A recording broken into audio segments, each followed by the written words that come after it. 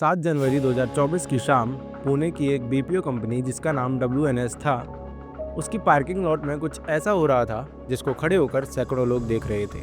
But उन सैकड़ों लोगों का वो देखते हुए खून नहीं खौला, क्योंकि वो सीन ही कुछ ऐसा था कि उसको जो भी देखता उसका खून खौलने लगता।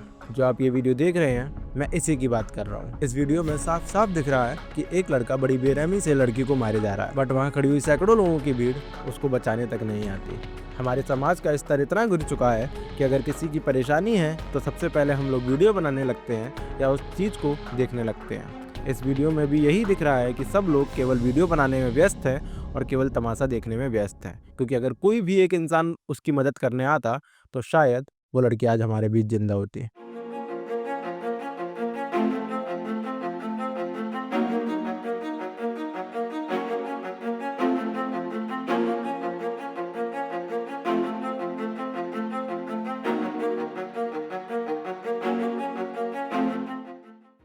सुनने के लिए तो इस कहानी में आपको ज़्यादा कुछ नहीं मिलेगा, बट सीखने के लिए आपको इस कहानी से काफ़ी कुछ चीज़ें मिलेंगी। वीडियो में जो लड़की थी उसका नाम शुभदा कोठारे था और जो लड़का उस पर हमला किया जा रहा था उसका नाम कृष्णा था। शुभदा की एज 28 साल थी। शुभदा काफ़ी ज़्यादा पढ़ाई में होशियार थी और 2018 में अपनी MBA कंप्लीट करके पुणे में WNS कंपनी में सीनियर एसोसिएट की जॉब कर रही थी। उसकी लिंक्डइन प्रोफाइल की माने तो वो वहाँ 6 साल से जॉब कर रही थी। शुभदा जिस कंपनी में जॉब करती थी उस कंपनी में एक लड़का था जिसका नाम कृष्णा सत्यनारायण कन्नौजिया था। वो उस कंपनी में एक जूनियर अकाउंटेंट की पोस्ट पर था। कंपनी में जॉब करते करते आपस में उन दोनों की दोस्ती हो गई और उनकी दोस्ती उतनी गहरी हो गई कि एक दूसरे से सारी बातें वो शेयर करने लगे। लेकिन उनकी ये गहरी दोस्ती देखते देखते कब दुश्मनी में बदल गई पता नहीं चला। कुछ महीने पहले शुभदा ने कृष्णा से 25,000 रुपये की मांग की, जिसका रीज़न उसने बोला कि मेरे पापा की तबीयत खराब है और उनका ऑपरेशन होना है और मेरे पास पैसे नहीं है, और अगर पैसे नहीं हुए तो हो सकता है मेरे पापा की जान चली जाए।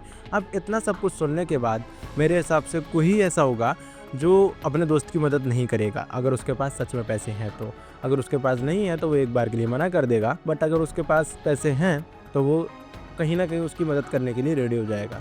इस बात का ध्यान रखते हुए कृष्णा ने उसको पैसे दे दिए और जैसे ही शुभदा को पैसे मिले वो खुश हो गई और वो वहाँ से चली जाती है। पर धीरे धीरे चल के शुभदा कृष्णा से बार बार उधार मांगने लगी, कभी 20,000, कभी 25,000 और कभी 50,000, और कृष्णा उस पर भरोसा कर कर उसको पैसे भी दे दिया करता था। शुभदा के बार बार पैसे मांगने पर भी कृष्णा एक अच्छे दोस्त की तरह उसको पैसे देता रहता था और उसको यही लगता था कि मैं उसके पापा के ऑपरेशन के लिए मदद कर रहा हूँ तो ये एक अच्छी चीज़ है। उसके पास अभी पैसे नहीं है और वैसे भी उसका कहना यह था कि जैसे ही उसके पास पैसे होंगे वो उसे लौटा देगी, या जब भी तुमको ज़रूरत होगी तो तुम मुझसे मांग लेना, मैं तुमको दे दूँगी। तो कृष्णा हमेशा पैसे देता गया और शुभदा पैसे मांगती रही। ऐसे ही धीरे धीरे कृष्णा शुभदा को 4 लाख रुपए दे चुका था। बात करें कृष्णा की तो वो भी वहाँ एक जॉब करता था और उसकी एक आँख खराब थी जिसका उसे भी ऑपरेशन करवाना पड़ता था। तो अब धीरे धीरे उसके ऑपरेशन की डेट नज़दीक आ रही थी और वो शुभदा से पैसे मांग रहा था कि आप मुझे पैसे दे दो, मुझे नीड है, मुझे भी अपना ऑपरेशन कराना है। बट वो हर बार कोई ना कोई रीज़न दे देती, कोई ना कोई बहाना दे देती और वो कृष्णा के पैसे नहीं लौटा रही थी। तो कृष्णा धीरे धीरे उससे थोड़ा इरिटेट होने लगा और उसको यही लगने लगा कि शायद ये मेरे को टाल रही है, ये मेरे से झूठ बोल रही है, और वो अलग अलग तरीके के बहाने मारती रहती थी और कृष्णा अब कुछ बोल भी नहीं पा रहा था। मतलब एक तरीके से देखा जाए तो जब उसका काम हो गया तो उसने उसको रिप्लाई देना बंद कर दिया और उसको बताया भी नहीं जा रहा था कि उसके पैसे कब तक मिलेंगे। 4 लाख रुपए अगर मैं बात करूं तो काफ़ी ज़्यादा बड़ी रकम भी है और देखा जाए तो काफ़ी लोगों के लिए काफ़ी छोटी भी है, बट जो इंसान जॉब कर रहा है खुद भी, तो उसके लिए 4 लाख रकम काफ़ी ज़्यादा मायने रखती है। तो बार बार मांगने के बाद भी शुभदा हर बार उसे कोई ना कोई बहाना दे देती थी, कोई रीज़न दे देती थी, या फिर कोई अगली डेट दे दिया करती थी कि मैं इस तारीख को तुम्हारे पैसे ज़रूर लौटा दूंगी। बट कृष्णा के बार बार मांगने के बाद भी उसने वो पैसे कभी नहीं लौटाए। इसलिए कृष्णा ने डिसाइड किया कि मैं जाकर सीधे उसके पापा से बात करता हूँ और पापा के हालचाल भी पूछूंगा, और वो सीधे उसके पापा के पास चला जाता है।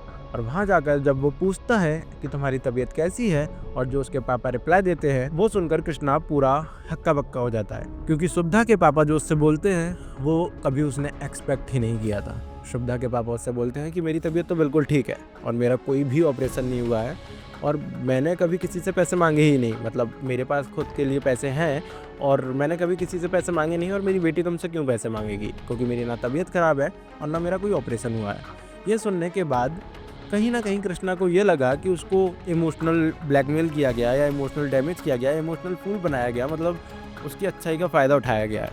तो उसके बाद वो शुभदा को एक बार और बोलता है कि मेरे पैसे लौटा दो, बट शुभदा सीधे सीधे बोल देती है कि मेरे पास पैसे नहीं है, मैं अभी नहीं लौटा सकती। ये सुनने के बाद कृष्णा को काफ़ी ज़्यादा गुस्सा आता है और वो सीधे जाकर 7 जनवरी 2024 को पार्किंग लॉट में शुभदा का इंतज़ार कर रहा होता है। उसने मन बना लिया था कि आज कुछ भी हो जाए मैं अपने पैसे लेकर जाऊंगा, और अगर पैसे नहीं मिले तो हो सकता है जो भी मुझे मेरा दिमाग बोले मैं वो कर दूंगा। तो पार्किंग लॉट में कृष्णा शुभदा का वेट कर रहा था। शुभदा का वेट करते करते जैसे ही कृष्णा को शुभदा दिखती है तो वो उसकी तरफ देख के स्माइल करता है और उससे बोलता है कि मेरे पैसे दे दो। शुभदा उससे बोल देती है कि मेरे पास पैसे नहीं है और मैं तुम्हें नहीं दे सकती। काफ़ी लोगों का कहना ये है कि उसने सीधे सीधे मना कर दिया था कि मैं तुम्हें कोई पैसे नहीं दे पाऊंगी क्योंकि मेरे पास पैसे नहीं है, तुम अपने पैसे भूल जाओ। और काफ़ी लोग बोलते हैं कि उन दोनों की जो चैट है वो आज तक रिवील नहीं हुई है और किसी को नहीं पता कि उसने शुभदा ने क्या बोला था जो कृष्णा एकदम से गुस्से में आ गया। पर वो सुनने के बाद कृष्णा एकदम से गुस्से में आ जाता है। वो एक बचर नायब पकड़े हुए था जो कि काटने पीटने के काम में ही आता है और उसने सीधे उस पर वार कर दिया। उसने उसकी कोहनी के पास वार किया और उसका वार करते करते वहाँ पे सैकड़ों लोगों की भीड़ इकट्ठी हो गई। वहाँ पे सब लोग वीडियो बनाने लगे और सब लोग देख रहे थे कि कृष्णा शुभदा को मारे जा रहा था। उसके हाथ में उसने काफ़ी सारे वार किए। शुभदा ने गिरकर अपना फ़ोन निकाला और फ़ोन पर अपने पापा को कॉल किया, लेकिन जैसे ही उसने कॉल किया उतने में कृष्णा फ़ोन लेता है और फ़ोन पर उसके पापा से बोलता है कि अब पैसे तुम दोगे।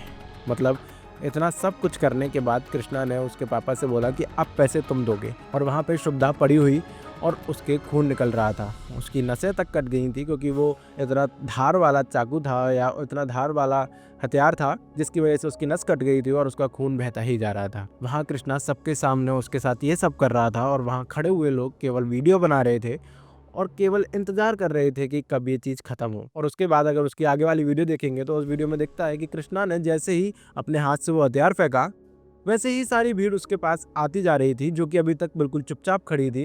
केवल एक हथियार नीचे फेंकने की वजह से वो उसके पास आकर उसे घेर लेती है और उसे पकड़ लेती है और उसे बहुत मारती है। मतलब अब आप इमेजिन करो, जहाँ सैकड़ों लोग खड़े हुए हैं वहाँ केवल लोग इसलिए डर रहे हैं क्योंकि एक इंसान जो कि किसी को मारने वाला है उसके पास एक हथियार है जो कि शायद एक इंसान को लग जाए बट उसकी कभी जान ना जाए। मुझे ऐसा लगता है कि अगर लोग उसे रोकने भी आते हैं, अगर 5, 6, 7 लोग रोकने आते हैं तो किसी के भी नहीं लगता। और अगर मान के चलो लग भी जाता तो मेरे हिसाब से किसी की जान तो नहीं जाती, कम से कम कोई शायद इंसान जिंदा बच जाता।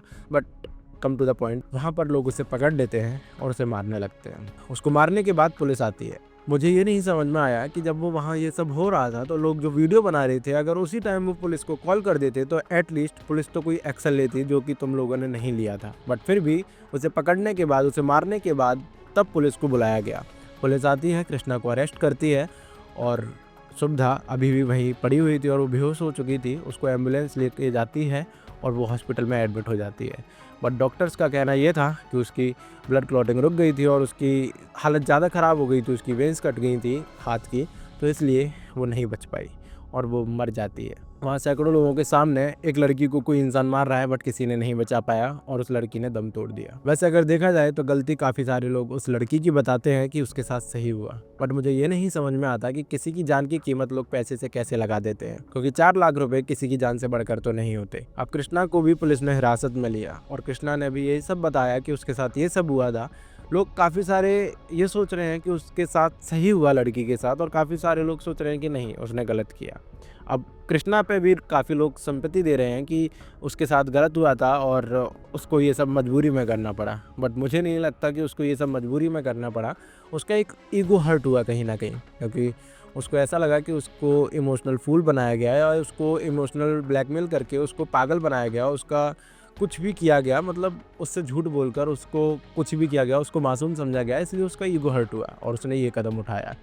अब ये करने के बाद मुझे ये नहीं समझ में आया कि ना तो शुभदा रही, ना तो कृष्णा की आज़ादी रही और ना ही एक बाप के पास एक बेटी रही। तो अगर वो उसको नहीं मारता और वो सीधे जाकर उसके पापा से बोलता कि ऐसे ऐसे बात हुई है और आपकी बेटी ने मेरे से इतने रुपए लिए हैं, तो आई गेस इसका समाधान ज़्यादा अच्छे से निकल सकता था। बट पता नहीं लोगों की मेंटेलिटी को क्या हो गया है और वो अपने स्टेप्स ऐसे लेते हैं जो कि अपनी भी ज़िंदगी ख़राब कर देते हैं और सामने वाले की भी ज़िंदगी ख़राब कर देते हैं। अब ना कृष्णा को कभी आज़ादी मिलेगी और ना उसके पैसे। हालांकि शुभ्रा ने जो कृष्णा से पैसे लिए थे उसको यूज़ कहाँ किया ये भी नहीं पता चला है। अभी तक तो किसी ने नहीं बताया, बट किसी का कहना ये है कि शुभ्रा का एक बॉयफ्रेंड था जिसके साथ उसने वो पैसों को उड़ाया, उसके साथ अय्याशी की। और कुछ लोगों का कहना ये है कि ये सारे र्यूमर्स हैं कि उसका बॉयफ्रेंड था और उसके साथ उसने पैसे उड़ाए हैं, बट अभी तक ये चीज़ नहीं पता चली कि उसने उन पैसों का क्या किया। तो जैसा कि मैंने आपको स्टार्टिंग में बताया था कि इस वीडियो से आपको ज़्यादा कुछ सुनने के लिए तो नहीं मिलेगा, बट काफ़ी कुछ सीखने के लिए या फिर समझने के लिए ज़रूर मिलेगा। तो इस केस में सच में कुछ ऐसी चीज़ें हैं जो हमें सिखाती हैं कि हमारे साथ कभी ऐसा ना हो या हम किसी के साथ ऐसा ना करें। जैसे कि अगर किसी को पैसे हम उधार दे रहे हैं तो केवल उतने ही पैसे उधार देने चाहिए जितने हम अपना लॉस समझ सकें। मतलब आप अगर किसी को 1 लाख रुपए दे रहे हो तो आपके अंदर क्षमता होनी चाहिए कि आप उसको लॉस समझ कर भूल सको, क्योंकि सामने वाले के इंटेंशंस हमेशा लेते हुए अच्छे होते हैं, बट पैसे देने की बारी आती है तो हमेशा उसके खराब इंटेंशंस होते हैं। और अगर दूसरी बात करूं तो हमेशा पैसे भी उतने ही लेने चाहिए जितना हम दे सकते हैं। अगर आपको 1 लाख की ज़रूरत है और अगर आपको लगता है कि केवल मैं 20,000 दे पाऊंगा, तो आप केवल 20,000 रुपये लीजिए और 80,000 की जुगाड़ अपने आप ही कीजिए, क्योंकि पैसों से बड़ा आजकल कोई रिश्ता नहीं है। आपने काफ़ी सारे केसेस ऐसे भी देखे होंगे जिसमें कुछ पैसों की वजह से भाई अपने भाई को मार देता है, बीवी अपने पति को मार देती है, भाई अपनी बहन को मार देता है। तो आज की दुनिया में पैसे से बड़ा कोई भी रिश्ता नहीं है। तो हमेशा केवल उतना ही पैसा उधार लेना चाहिए जितना हम चुकाने की क्षमता रखते हैं। उससे ज़्यादा पैसा लेने की वजह से हमारे रिश्ते भी खराब होते हैं, चाहे वो 500 रुपये हो, चाहे वो 1000 रुपये हो। क्योंकि कोई भी कितना भी बड़ा इंसान हो, जब भी उसे 1000 रुपये की भी नीड होगी और अगर आपको उसने दिए होंगे तो वो सबसे पहले आपसे आकर पूछेगा। और अगर आपके पास नहीं होंगे तो वो या तो तुम्हें काफ़ी ज़्यादा सुनाएगा या तुम्हारी बेइज्जती करेगा, जो कि तुम्हें भी अच्छा नहीं लगेगा और पता नहीं कैसे-कैसे थॉट्स आएँगे। तो इस केस में एक अलग-सा ही एंगल था। मतलब इस केस को अगर आप अपने दिमाग में थोड़ा-सा सोचोगे तो कहीं न कहीं लोगों पर भी गुस्सा आएगा कि लोगों ने ऐसा क्यों किया? आप ये सोचोगे कि अगर उसकी जगह हम होते तो कहीं न कहीं हम लोग जाते। बट क्या आप सच में ये सोचते हो कि वहाँ खड़ी हुई सैकड़ों लोगों की भीड़ में से भी कोई ऐसा नहीं सोचता होगा ऐसी वीडियोज़ देखने के बाद कि अगर हमारे सामने ये चीज़ हुई होती तो हम ज़रूर एक्शन लेते। मेरी बात मानो, आपके सामने कई बार ऐसा हुआ होगा बट आपने कभी कोई एक्शन नहीं लिया। पता नहीं क्यों आजकल की जो सोसाइटी है वो केवल वीडियो बनाने में लगी रहती है या फिर यही सोचती है कि हमारा मैटर नहीं है तो हम क्यों बोले। बट मैं आशा करता हूँ कि कभी आपके साथ ऐसा ना हो, कभी आपके करीबी के साथ ऐसा ना हो कि लोग केवल खड़े हुए तमाशा देख रहे हो और आप लोगों के साथ कुछ हो जाए। अगर वैसे देखा जाए तो सोसाइटी के पॉइंट ऑफ व्यू से उनका कहना यही होता है कि हमारा मैटर नहीं है तो हम क्यों बीच में पड़े। वैसे अगर देखा जाए तो ये भी सच है, क्योंकि आजकल काफ़ी सारे रूल्स ऐसे हैं जिसमें कोई ऐसा इंसान भी फँस जाता है जिसने केवल बचाया है। तो काफ़ी सारे लोग इस चीज़ की वजह से डरते भी हैं। बट अगर ह्यूमैनिटी की बात करें तो मेरे हिसाब से ये सारी चीज़ें बाद में हैं और किसी की जान बचाना पहले ज़रूरी है। क्योंकि अगर आपके सामने ये सब हो रहा है और अगर आप कुछ नहीं कर रहे हैं तो जो कर रहा है उससे ज़्यादा पापी आप हैं। आपको ज़्यादा सज़ा मिलनी चाहिए। बट हमारी सोसाइटी आजकल सोशल मीडिया पर ज़्यादा एक्टिव है, इसलिए उनको कंटेंट चाहिए होता है तो अपना फ़ोन निकाल कर वीडियो बनाने लगते हैं। खैर ख़त्म करते हैं इस बात को, क्योंकि अगर ऐसे बात करेंगे तो काफ़ी सारे पॉइंट्स ऐसे हैं जिनके बारे में शायद आप भी सोचने लगोगे कि शायद मैंने भी कभी ऐसा ही किया था। तो ख़त्म करते हैं इस वीडियो को और मिलते हैं अगली वीडियो में। वीडियो अगर अच्छी लगी तो लाइक कीजिए, कमेंट कीजिए और चैनल नया है तो सब्सक्राइब भी कीजिए। Thank you.